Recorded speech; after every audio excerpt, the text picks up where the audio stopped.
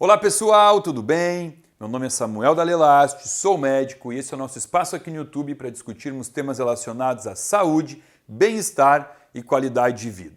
Seja muito bem-vindo a mais um vídeo aqui do meu canal do YouTube. Hoje não é o dia daquela dica rápida, é um vídeo um pouquinho mais extenso e que vai trazer um pouco de informação para falar de um tema que eu até acho que está um pouquinho fora de contexto, porque a gente está entrando aqui no verão, pelo menos no Brasil, e eu trouxe um assunto que é um pouco mais ameaçador no inverno, né? O mofo. Mas então por que eu pensei em falar sobre mofo justamente nesse momento? Porque a gente veio numa batida aí de alguns vídeos onde eu falei inclusive sobre síndrome fúngica intestinal, né? Quando eu abordei sobre candidíase, a cândida como um fungo que habita o corpo humano, um dos fungos, né, que pode habitar. Aí eu pensei, opa, pera lá, mas eu tô falando sobre fungos de dentro do corpo, falei sobre síndrome fúngica intestinal, mas eu acho que vale deixar a dica aqui sobre o perigo invisível muitas vezes dentro da nossa própria casa e que ele não passa desapercebido. Por mais que a gente possa não está identificando, não está valorizando, a nossa saúde ela é ameaçada pelos fungos, né? O que é o mofo? Nada mais do que uma coleção de fungos e a gente convive com vários fungos no planeta. Posso citar alguns nomes aqui depois, mas a ideia aqui não é a gente trazer um olhar pontual sobre cada tipo de fungo, e sim analisar o nosso ambiente, principalmente o que diz respeito à nossa casa. Vamos falar aqui hoje sobre os locais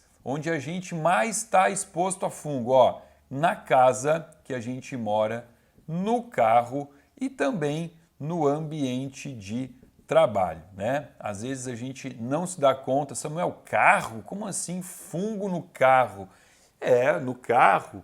Basta você ter ar-condicionado no seu carro e não fazer a higiene, a troca de filtro. Existem empresas especializadas somente em ar-condicionado, né? Oficinas mecânicas que só trabalham com ar-condicionado, e é muito importante você saber a cada quanto tempo o teu veículo precisa passar por um processo de higiene. São produtos que são colocados no sistema de ar-condicionado, também existe a regularidade de troca do filtro, isso não é uma coisa que vai ser igual para todo veículo, né? Cada sistema de ar-condicionado tem um tempo diferente, mas a ideia aqui é trazer o alerta. Por quê? Porque a gente dirige, né? E no verão liga o ar frio, no inverno liga o ar quente e está exposto muitas vezes a fungos que podem habitar o nosso sistema de ar-condicionado. Isso, obviamente, se estende também para casa e para o trabalho, né? Qualquer lugar que você tenha acesso a ar-condicionado, tem que chamar uma empresa que regularmente vá lá fazer essa higiene, fazer a limpeza, a troca do filtro quando for necessário. Bom, aqui já pulei direto, né, falando de exposições, né, e o ar-condicionado é uma que realmente me preocupa muito. Por exemplo, aqui na clínica da Elástica, onde eu estou gravando esses vídeos, a gente tem um contrato com uma empresa que, inclusive, eu só consigo ter o alvará de clínica se eu entregar para a vigilância sanitária com regularidade, que agora não me lembro, quem cuida disso aqui não sou eu, mas eu acho que a cada 6 meses eu tenho que estar entregando um documento de uma empresa que vem aqui, que faz toda a higiene do ar-condicionado. Por quê? Porque a gente lida aqui dentro com pacientes, né? Então é muito importante ter esse cuidado. Mas vamos falar aqui também de outros lugares onde os fungos habitam e que muitas vezes a gente nem sabe, né? Ó, falamos de ar-condicionado, legal, vamos falar aqui, ó, livros. Eu sou uma pessoa que gosto de livro físico, tá? Como é que chama? Kindle, né? Esse negócio de ler, livro digital, é bacana, mas eu não sei, eu tenho um apego a livro físico.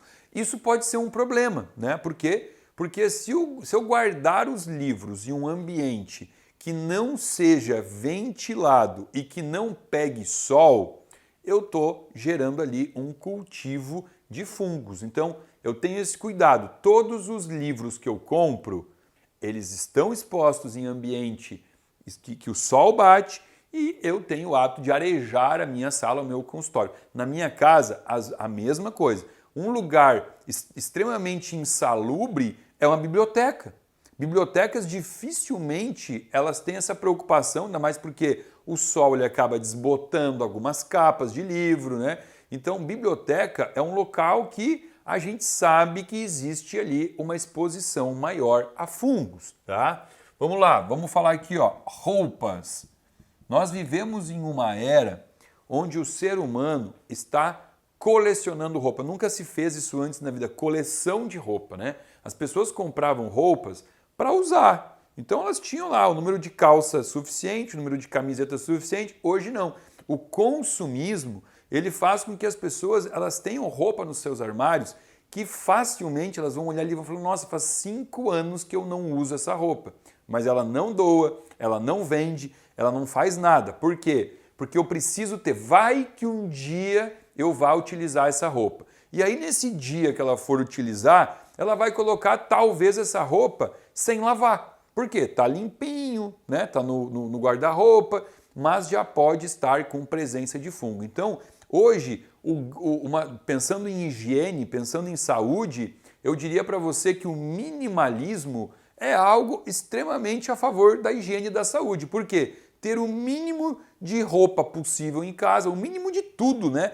Ter em casa somente o que a gente vai utilizar, tá? Então, a dica sobre roupa é praticar o desapego. Essa palavra está associada com prevenção de saúde, uma vez que a gente sabe que roupas, principalmente para criança, tá?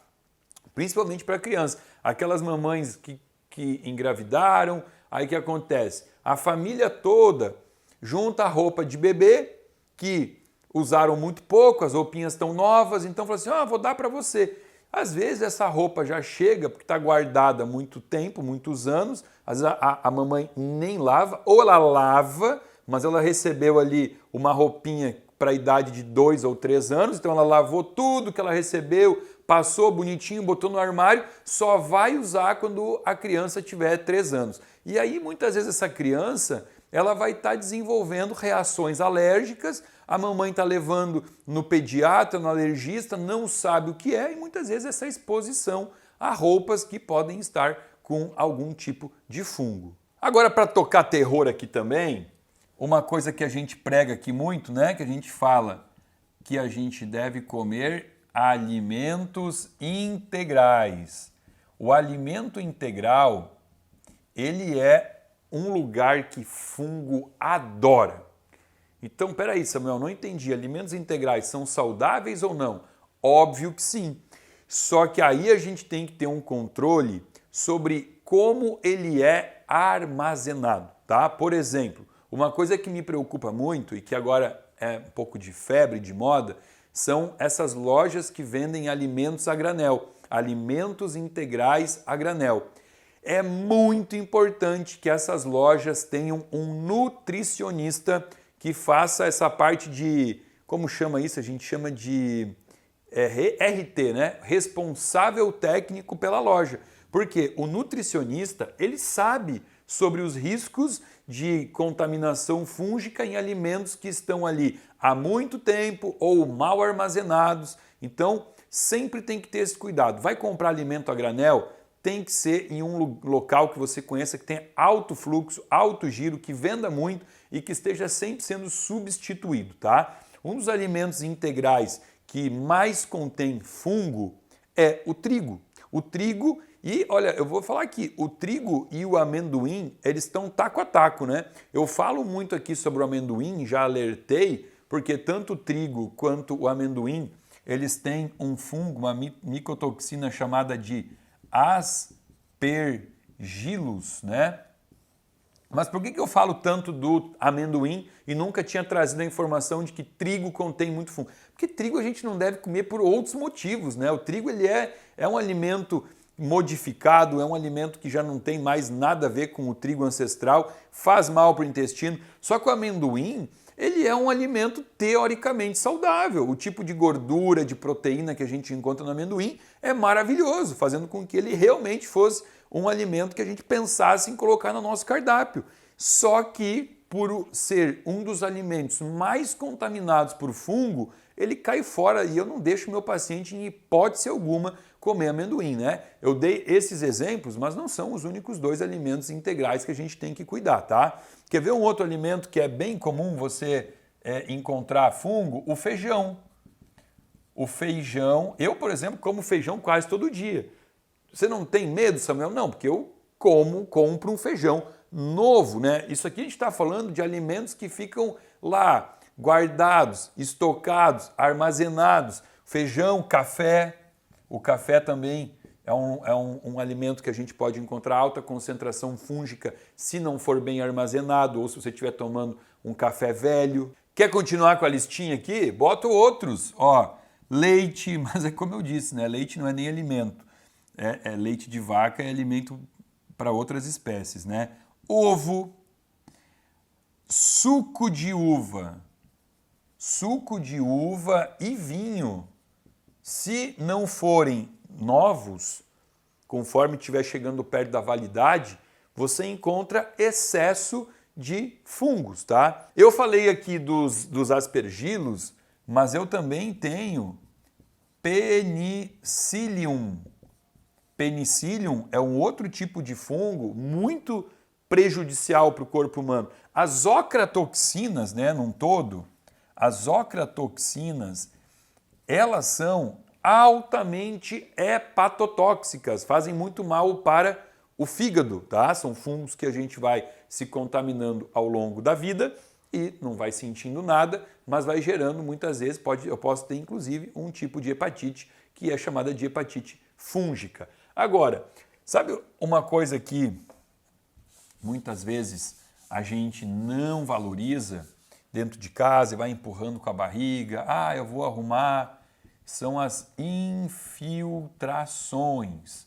Olha, gente, todo o processo de infiltração que tiver na parede da casa de vocês, é extremamente importante que você chame alguém experiente para consertar isso, né? Porque muitas vezes essa infiltração ela pode estar acontecendo por um gotejamento, um vazamento de água dentro da parede, aí você vai querer ficar ali só arrumando a parede, não arrumar a causa disso, mas as infiltrações são locais onde facilmente você vai acumular fungo, tá? Fungo, ele gosta de umidade e falta de oxigênio. Então, aquele local que não tem uma boa circulação de ar, que não bate calor, que não bate sol, é um terreno biológico maravilhoso para desenvolvimento e a gente percebe, né? Aquelas placas escurecidas na parede, que a gente sabe que é mofo, mas pensa assim, mas está lá em cima, está no teto, está longe de mim. Isso na verdade não existe, porque fungos soltam esporos e os esporos eles circulam no ar e a gente vai inalando esses esporos e vai desencadeando muitas vezes reações alérgicas, tá? Ao que vai depender isso, né? Se você vai ser mais alergênico ou não? Vários fatores, principalmente como é que está o teu sistema imunológico. Por quê? Porque ao ser inalado esses esporos, você vai colocando eles em contato com a mucosa da tua via respiratória. E se você tiver uma mucosa pobre em imunoglobulina A, que a gente chama de IgA, se você tiver pouca imunoglobulina A, você vai desenvolver mais processos alérgicos. E quem determina se você tem mais ou menos imunoglobulina A? Os probióticos do teu intestino. Os probióticos. Então, quanto melhor estiver a tua flora microbiana do intestino, mais você secreta imunoglobulina A. Então, olha aí, ó, por que às vezes a gente acaba tratando alergias com probiótico, né? A gente dá probiótico, o paciente melhora da alergia, porque aumenta a produção de IgA, de imunoglobulina A, na mucosa do paciente. Então, mesmo que ele ainda esteja tendo a exposição aos esporos dos fungos, ele vai começar a melhorar. Mas se ele parar o probiótico, ele volta à reação alérgica, porque ele não resolveu a causa, né? Olha aqui, me veio na cabeça outra coisa importante de falar. Papel de parede. Papel de parede, tá? Pode ser um grande condutor de fungos. Agora eu vou falar uma coisa aqui para vocês, até desculpa, tá? Se eu estiver me metendo na área que não é minha, eu vou falar uma coisa que eu aprendi com um grande amigo meu que é construtor, ele tem muita experiência nisso. Agora isso aqui que eu vou trazer não é nada científico, tá? Não é um artigo científico, mas é algo que inclusive eu já ouvi de mais de uma pessoa que constrói, que trabalha na construção civil. E olha só, que bacana. Vamos fazer de conta que isso aqui é uma planta baixa de um apartamento, de uma casa, tá? Então aqui, ó, planta baixa. E aí aqui a gente está desenhando então o quarto. Aí aqui tem um banheiro, tá? Aqui a gente tem outro quarto com uma porta, né? Ó, aí eu tenho aqui uma sala. Aí eu tenho aqui a cozinha, sei lá, tá? O que eu aprendi? Que as paredes que mais desenvolvem mofo são as paredes externas do imóvel, da casa ou do apartamento, essas aqui. E que então nós sempre deveríamos priorizar por colocar armários nas paredes internas, que são feitas depois, né, que são feitas de tijolo, não importa, ou são feitas de gesso acartonado, mas que eu deveria colocar então o armário, por exemplo, aqui, ó, nessa parede, ó, aqui, e nunca nas paredes externas, porque ali são os locais que mais facilmente desenvolvem mofo, tá? Então essa dica para quem vai botar papel de parede, também eu estenderia para isso, né? Colocar papel de parede em paredes que são externas não é tão inteligente quanto colocar nas paredes internas, né? Eu sei que, inclusive, já atendi aqui no meu consultório arquitetos que estudam essa parte da microbiologia, porque eles têm essa preocupação em fazer com que a decoração da casa seja pró-saúde, né? A favor da higiene. E vocês viram quantas vezes eu usei a palavra higiene aqui, né? Porque higiene não é só você tomar banho, é manter uma casa higienizada. E isso, higiene é sim um dos pilares da prevenção de saúde, tá?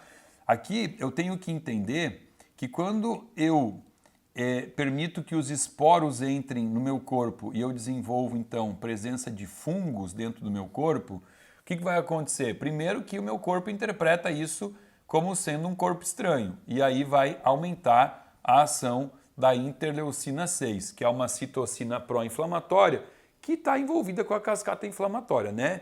Desencadeia reação alérgica, reação inflamatória. Isso daqui pode fazer com que eu tenha uma vasoconstrição, uma broncoconstrição do meu sistema circulatório, diminuindo a minha capacidade de respirar, ventilar. O que é isso, né? Isso é a asma. Então, olha aqui, ó, eu posso desenvolver asma, rinite, por aumento de interleucina 6. Eu tenho também aqui, junto com a asma, sempre junto com a asma, eu tenho um comprometimento cardiovascular, né? Porque ó, o cardiovascular ele está associado à minha respiração. Não tem como separar pulmão e coração. Diminuir a capacidade de respirar, de botar para o meu tecido oxigênio, eu vou causar uma sobrecarga do meu sistema, da minha bomba, né? Meu músculo cardíaco. E isso aqui, a longo prazo, e por uma crise de asma pontual não é um problema. A longo prazo, eu posso sim ter problemas, inclusive como uma própria hipertensão. A hipertensão pode ser uma doença que vai ser consequência de uma asma que foi então iniciada por um gatilho inflamatório causado pela ingesta de esporos de fungo.